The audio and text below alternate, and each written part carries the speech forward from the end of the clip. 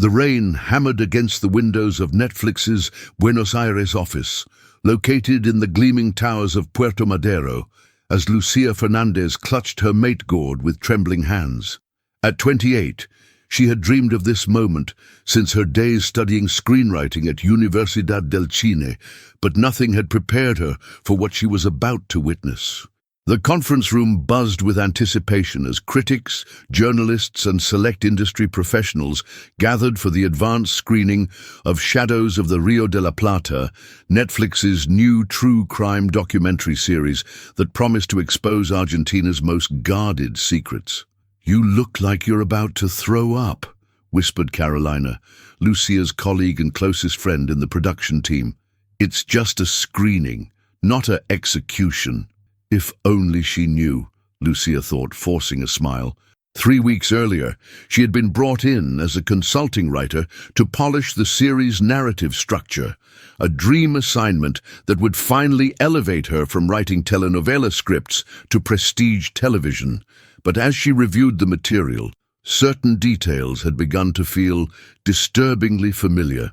Dates, locations, and a particular photograph from 1976 that she had seen only once before, hidden in her grandmother's jewelry box. The lights dimmed, and the Netflix logo filled the screen. The series' creator, acclaimed Brazilian director Roberto Mendes, stood to introduce the first episode. "What you're about to see," he said in accented Spanish, "is the result of 2 years of investigation into one of Argentina's most powerful families and their connection to both the dictatorship and the contemporary financial corruption that plagues this nation." Lucia's phone vibrated. A text from her mother. "We need to talk. Don't watch the series. Come home now." She turned off her phone, her journalist's instinct overriding her daughter's obedience. The episode began with aerial shots of Buenos Aires, the camera swooping over the obelisco before settling on the affluent streets of Recoleta. The narrator's voice, deep and authoritative, began, "The Echeverria family built their empire on a foundation of blood and silence. This is their story, and Argentina's." Lucia's blood ran cold. Echeverria was her grandmother's maiden name. Across the room, Martin Suarez scribbled notes in his worn moleskin notebook. At 32, he had built his reputation at Pagina 12 by uncovering corruption scandals that others were too frightened or compromised to touch. His editor had sent him to cover the screening, but Martin sensed there was more to this series than Netflix's marketing department was revealing. He noticed the young screenwriter in the third row, her face pale under the screen's glow, her hands gripping her mate so tightly her knuckles had turned white. The documentary unfolded with surgical precision, using recently declassified documents, hidden camera footage, and testimonies from witnesses who had remained silent for decades. It detailed how the Echeverria family had collaborated with the military junta, facilitating the disappearance of union leaders who opposed their textile factories' expansion. The contemporary thread was equally damning, showing how the family's current generation had laundered money through a web of offshore accounts and cryptocurrency ventures. The key witness, the narrator continued, is someone who grew up within the family's inner circle, someone who chose truth over blood. The screen filled with a silhouette, voice disguised, but mannerisms unmistakable to anyone who knew her. It was Lucia's Aunt Isabel, who had vanished from family gatherings 5 years ago after a bitter dispute. Lucia stood abruptly, her chair scraping against the floor. Several heads turned as she rushed toward the exit. In the hallway, she leaned against the wall, struggling to breathe. The weight of recognition crashed over her, the family reunions where certain topics were forbidden, the wealth that seemed to multiply without clear explanation, her grandmother's terror whenever sirens passed their house. "Are you okay?" Martin had followed her out, his press badge swinging from his neck. Up close, she noticed his eyes were grey, the colour of the River Plate on overcast days. "I'm fine," she lied, then looked at his notebook. "Your press. I can't talk to you." "I'm not asking as press," he said, pocketing his notebook. "I'm asking as someone who recognizes the look of a person whose world just shattered." Before she could respond, her phone rang. Her mother again. This time, Lucia answered. "Where are you?" Her mother's voice was sharp with panic. "The lawyers are here. The whole family is gathering at grandmother's house. This series, Lucia, they're saying things that are true," Lucia asked quietly. The silence on the other end was answer enough. "I'm at the screening, Mom. I've already seen it. You don't understand what this means for us. For you, your career, your future. Everything your grandmother built for this family. Built on what foundation?" Lucia interrupted, surprising herself with her boldness. Martin watched as she ended the call, noting the conflict playing across her features. He pulled out a business card. "I know you can't talk now, but if you need someone who understands what it's like to choose between truth and family, call me." She took the card without looking at it. "Why would you help me?" "Because in my experience, the people caught in the middle of these stories, the ones who didn't choose to be part of the corruption but inherited its consequences, they're usually the ones who suffer most, and they're the ones who can actually change things." Back in the screening room, the episode was reaching its climax. Roberto Mendez watched from the back, satisfied with the audience's rapt attention. He had no idea that his series' most compelling story wasn't on the screen, but standing in the hallway, wrestling with a decision that would transform her from bystander to protagonist. As Lucia walked toward the elevator, she passed a promotional poster for the series. The tagline read, "Every family has secrets. Some are worth killing for." She thought of her grandmother, now 91, who still set the table for family members who never returned from the dictatorship. She thought of her promising career, built on talent, but supported by family connections she now understood came with blood on them. And she thought of Martin's card in her pocket, representing a choice between comfortable lies and dangerous truths. The elevator doors closed, and Lucia made her decision. She pressed the button for the ground floor, not to go to her grandmother's house, but to walk through the rain to the cafe on Corrientes Avenue, where she had written her first screenplay, where she could think clearly about what story she needed to tell now, not as a Netflix employee, but as an Echeverria who might be the only one willing to break the silence. 3 days after the screening, Buenos Aires hummed with gossip about the Netflix series. Every cafe from Palermo to San Telmo buzzed with heated discussions, and social media had exploded into warring factions, those who praised the series' courage and those who condemned it as sensationalist exploitation. Lucia sat in Café Tortoni, her usual corner table now feeling exposed despite its distance from the windows. She had called in sick to Netflix, unable to face Roberto Mendez or her colleagues, while her family name was being dissected across the nation. Martin arrived 15 minutes late, his messenger bag bulging with documents and his hair still damp from the morning drizzle. He ordered a cortado and settled across from her, noting the dark circles under her eyes and the way she unconsciously shredded her napkin into tiny pieces. "Thank you for coming," she said, her voice barely audible above the cafe's din. "I didn't know who else to call. My family. They've essentially excommunicated me for not immediately denying everything." "Yeah. Have you watched the other episodes?" Martin asked, pulling out his notebook but keeping it closed, signaling this was still off the record. "All 4 that have been released. Each one is worse than the last. They have documents I didn't even know existed. Property transfers, bank records, testimonies from survivors." She paused, meeting his eyes. "My Aunt Isabel isn't the only family member who talked. There are others, speaking from exile, from witness protection. People I thought had died or simply disappeared from our lives." Martin leaned forward. "Lucia, I need to ask you something directly. What do you want from this meeting? Because I can write a story that presents your side, but once we start down that path, there's no going back." She reached into her bag and pulled out a weathered leather journal. "This belonged to my father. He died when I was 12. Car accident, they said. But after watching the series, I went through his things that my mother had boxed away.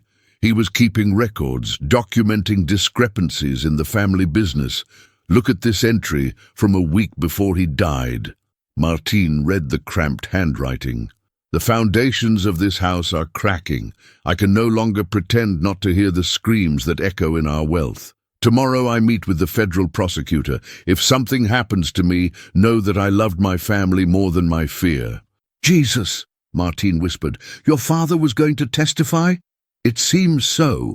And now I understand why my mother never remarried, why she always looked terrified when I asked about him, why we were both kept at arm's length from the family business despite being direct heirs. The cafe door chimed, and both looked up nervously. It was just a couple of tourists, maps in hand, seeking refuge from the rain, but the moment highlighted their shared paranoia. The Echeverria family's reach was long, their connections to power still intact, despite the series' revelations. There's something else, Lucia continued, lowering her voice. I've been getting calls, not threats exactly, but suggestions that I could have a very comfortable life if I publicly denounce the series, claim that I was misled as a consultant, that the production manipulated facts. And part of me wants to take it. Do you understand how hard I've worked to get where I am? I'm finally writing for prestige television, finally being taken seriously in an industry dominated by men twice my age, with half my talent, but all the right connections. If I confirm this series, I'm not just burning family bridges, I'm potentially ending my career. Martine studied her face, seeing the genuine anguish there. But you called me instead of their lawyers. Because my father tried to do the right thing and died for it. Because my Aunt Isabel is in hiding, paying the price for her honesty. Because every time I sit down to write now, I wonder if my characters' voices are authentic, or if I've been so steeped in lies that I wouldn't recognize truth if it screamed at me. He opened his notebook then, clicking his pen. On the record.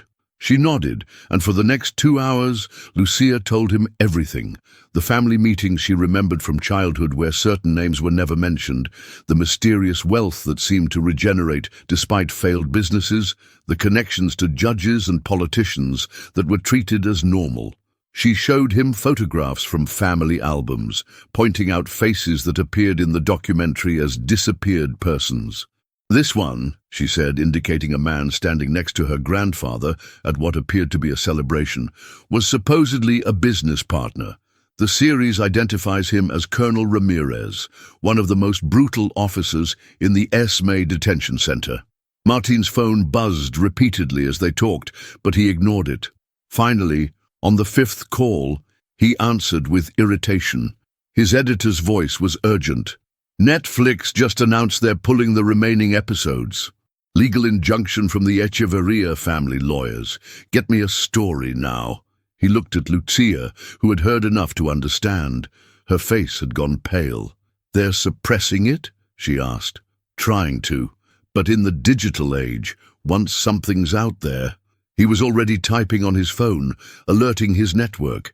The episodes are probably already being uploaded to torrent sites, shared on encrypted channels. Your family's lawyers are fighting the tide with a teaspoon. Then why bother? Because it's not about stopping the information, it's about controlling the narrative. They'll claim defamation, present alternative facts, muddy the waters enough that people won't know what to believe. Lucia stood abruptly. I need to go to Netflix. Roberto needs to know I'll testify to the authenticity of what's shown.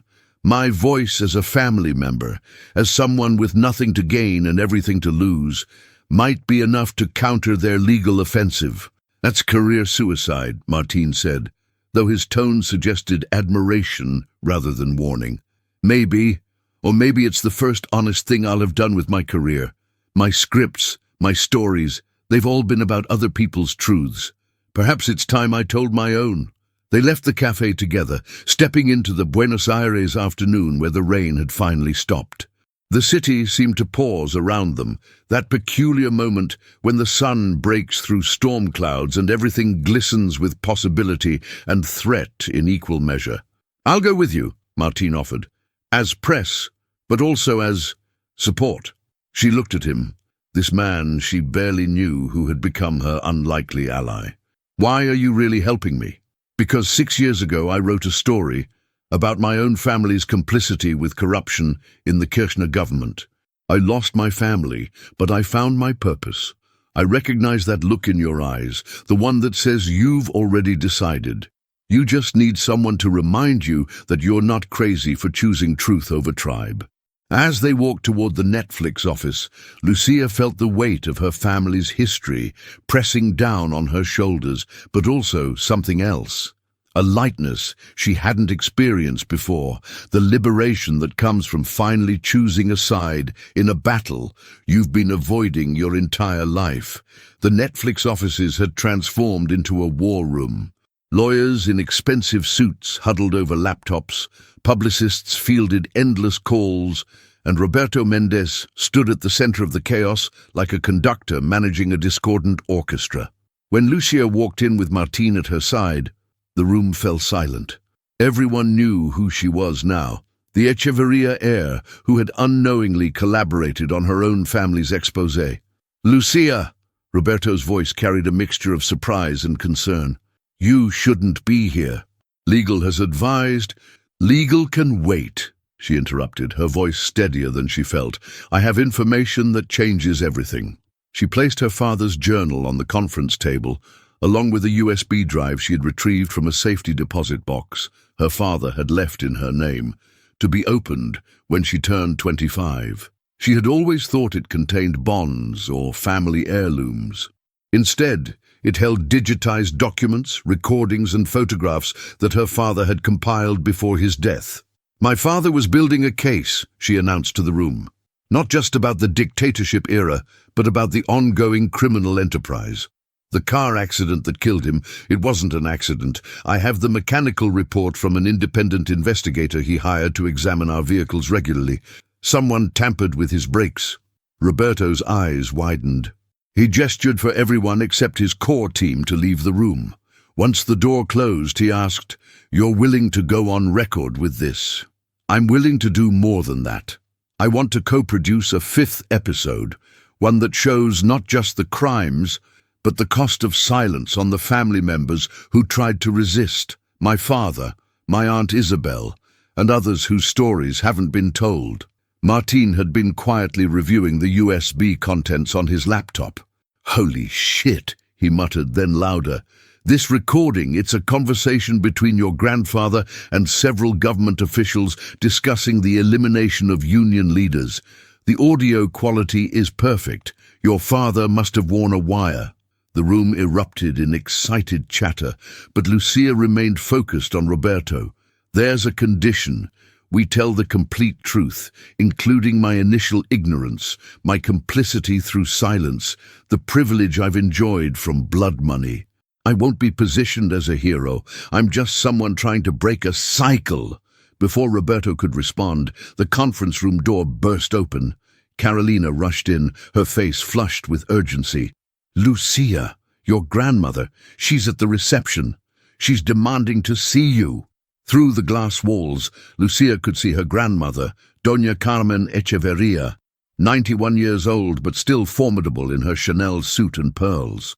Their eyes met across the distance, and in that moment, Lucia saw not the patriarch who had terrified and commanded respect for decades, but a frightened old woman watching her empire crumble. "I'll talk to her," Lucia said, though every instinct screamed at her to run. "I'm coming with you," Martín said. "No, this needs to be between us." She found her grandmother in the building's atrium, sitting on a bench beneath towering windows that looked out onto Puerto Madero's renovated docks. The transformation of this neighborhood from abandoned warehouses to gleaming towers seemed a fitting metaphor for Argentina itself. Glossy surface, shadowy foundation. "Abuela," Lucia said, sitting beside her. "You look like your father," Carmen said, her voice carrying a slight tremor.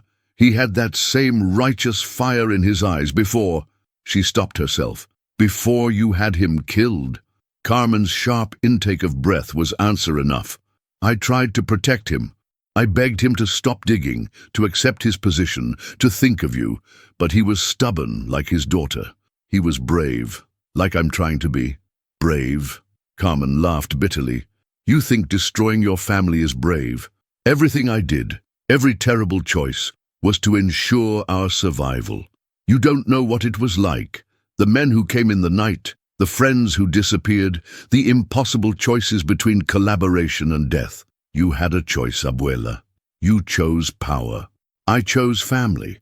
I chose to keep my children alive, to build something from the ashes of this country's endless capacity for self-destruction. Yes, I made deals with devils. Yes, there is blood on our money. But that blood bought your education, your opportunities, your ability to sit in judgment of me from your position of safety. Lucia felt tears streaming down her face. And what about the families of those who disappeared? What about their children who never got education or opportunities because their parents were murdered for opposing our factories? Carmen reached into her purse and pulled out an envelope. Inside is the account information for offshore holdings worth approximately $50 million. It's yours if you walk away now. Take it and disappear. Europe, Asia, anywhere. Start fresh with a new name, free from all of this. Lucia stared at the envelope. It represented everything she could have: security, comfort, the ability to write without worrying about bills or success. But it also represented the continuation of the silence that had killed her father. I can't, she whispered. Then you're no longer my granddaughter, Carmen said, standing with difficulty. You're choosing strangers over blood, abstract principles over real family. I hope your righteousness keeps you warm when you're alone. As her grandmother walked away, Lucia called out, Abuela, what happened to the people in the photographs, the ones who disappeared? Carmen paused without turning. Some are in unmarked graves. Others are in the river. A few escaped and live under different names. One of them was my first love. Before I married your grandfather, I gave them his name to save my own children. She continued walking, her heels clicking against the marble floor like a countdown to an ending. Lucia returned to the conference room to find Martín in heated discussion with Roberto and the legal team. The news had broken. Someone had leaked the existence of her father's evidence, and every major outlet in Argentina was demanding statements. We need to control this narrative, Roberto was saying. If we release everything at once... No, Lucia interrupted. We release it all, immediately. Every document, every recording, everything. Let the public see it unfiltered, unedited. The truth doesn't need production value. Martín looked at her with something between admiration and concern. Are you sure? Once this is out there, my grandmother just disowned me. My mother won't answer my calls. I have nothing left to lose except my integrity. She turned to Roberto. Upload everything to a public server. Send links to every news outlet, every human rights organization, every prosecutor who isn't on my family's payroll. As the team scrambled to execute her decision, Lucia stepped onto the balcony. Buenos Aires stretched before her, this city of perpetual resurrection, where every generation had to decide whether to repeat or reject their parents' choices. She thought of her father, recording conversations that would eventually kill him. She thought of her aunt Isabel, choosing exile over complicity. She thought of all the unnamed people whose deaths had built her family's fortune. Martín joined her on the balcony. You did the right thing, did I? Or did I just trade one form of violence for another? My grandmother will die knowing I betrayed her. My mother will never forgive me. The family employees, many of them innocent, will lose their jobs when the companies collapse. But the truth will be known. The truth, she repeated, tasting the word. Such a simple word for such a complicated thing. Her phone buzzed with a message from an unknown number. She opened it to find a photo of her Aunt Isabel, older and grayer but smiling, standing in what looked like a garden in Spain. The message read, Your father would be proud. You broke the chain. Now, live free of it. 6 months had passed since the documents went public, and Buenos Aires had moved on to new scandals, as cities do. But for Lucia, the aftershocks continued to reshape her life in ways she never anticipated. She sat in a small apartment in San Telmo, far from the luxury of her childhood home in Recoleta, editing the final cut of the documentary's 5th episode, the one that told her father's story. The Echeverria empire had crumbled with stunning speed. Assets were frozen, investigations launched, and 3 family members had been arrested. Her grandmother had suffered a stroke 2 weeks after their confrontation and now lived in a care facility, her mind lost in loops of memory that predated all the horror. Her mother had relocated to Uruguay, sending only a single message: "I understand why you did it, but I cannot forgive it." Lucia's phone rang. It was Martín, who had become both her chronicler and, surprisingly, her anchor through the chaos. "Turn on the news," he said urgently. She switched on the television to find a breaking news alert. The government had announced a massive reparations program for victims of the dictatorship-era crimes, funded in part by seized Echeverria assets. Her family's blood money would finally serve its victims. "How do you feel?" Martín asked, still on the phone. "Empty, full, everything at once." She watched as victims' families celebrated on screen, their joy a mirror to her grief. Is this what justice looks like? I don't know. But it's what accountability looks like. A knock at her door interrupted them. She found Carolina standing there with Roberto Mendez and someone she didn't recognize, a woman in her 60s, with eyes that seemed familiar. "Lucia," Roberto said, "this is Elena Suarez. She has something you need to hear." They sat in her small living room. Mate passed between them in the traditional circle of sharing. Elena's hands shook slightly as she began to speak. "Your father saved my life," she said simply. "I was a union organizer at one of your family's factories. When I started receiving death threats, your father warned me. He told me exactly when they would come for me, and I escaped hours before. I've been living under a false name ever since, but when I saw what you did, I knew I had to thank you. You knew my father. We worked together in secret for 2 years. He wasn't just documenting crimes, he was actively undermining them. Every disappearance he learned about in advance, he tried to prevent. He saved 17 people that I know of. Your father wasn't just collecting evidence, he was running a one-man resistance from inside your family's organization." Lucia felt her understanding of everything shift once again. Her father hadn't just been a passive observer building a case. He had been a hero she never knew. Eleanor pulled out a worn envelope. "He gave me this to give to you if anything happened to him. I've been carrying it for 16 years, waiting for the right moment." With trembling hands, Lucia opened her father's letter. His handwriting, now so familiar from the journal, spoke across the years. "My dearest Lucia, if you're reading this, it means I failed to change things from within, but perhaps you will succeed where I could not. I know the weight of the Echeverria name, the guilt cage it creates. But you, my daughter, were always different. You saw stories where others saw only facts. You felt truths where others felt only comfort. I'm sorry I couldn't give you a clean inheritance, but I trust you to clean it yourself. Live freely, love freely, write freely. Tell the stories that matter. Your father, who loves you beyond death itself." The room was silent except for Lucia's quiet sobs. Martín moved to comfort her, but she waved him off, needing to feel the full weight of this moment alone. Roberto cleared his throat. "There's more. Netflix wants to fund a foundation, the Miguel Fernandez Foundation, named after your father. It will support journalists and documentarians investigating human rights abuses. They want you to run it." "I'm not qualified." "You're the only one who is," Roberto interrupted. "You've lived both sides of this story.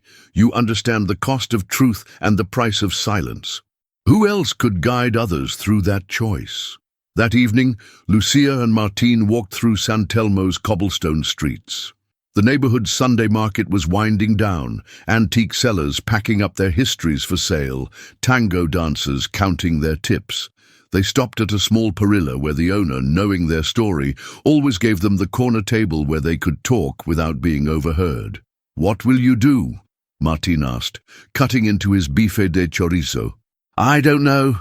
The foundation feels like a way to honor my father, but it also feels like I'd be profiting from tragedy again, just in a different way. Or you'd be transforming tragedy into purpose. She looked at him, this man who had entered her life at its breaking point and somehow helped her rebuild. "What about us?" she asked, acknowledging for the first time what had been growing between them. "Us? Don't play dumb, Martine. You've been more than a journalist for months now." He reached across the table, taking her hand. "I fell in love with your courage before I fell in love with you. Is that terrible? It's honest. And I think I've had enough dishonesty for a lifetime." They were interrupted by an elderly couple at the next table.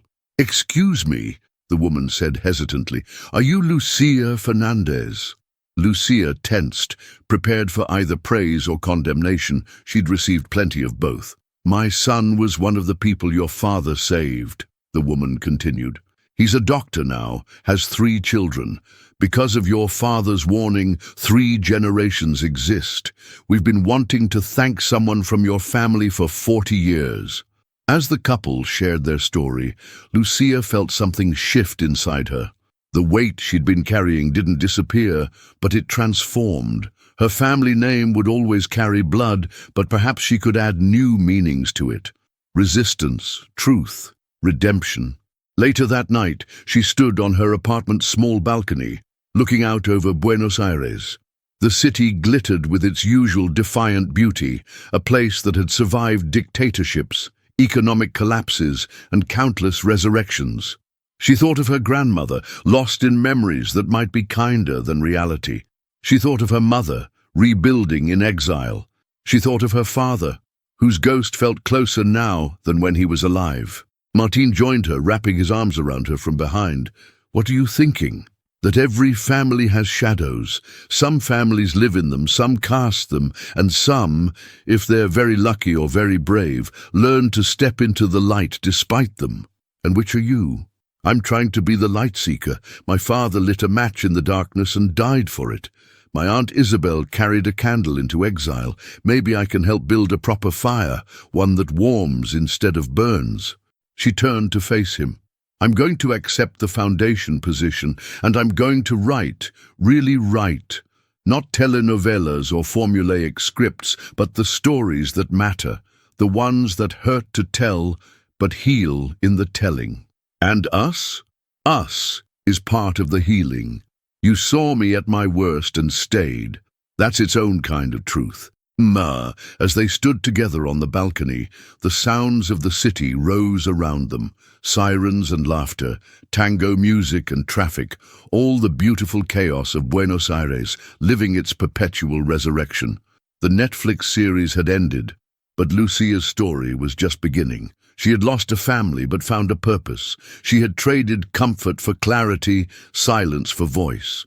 In the distance, the Rio de la Plata gleamed under the moonlight, its waters carrying secrets and stories, bodies and dreams, all flowing toward an ocean that accepted everything without judgment.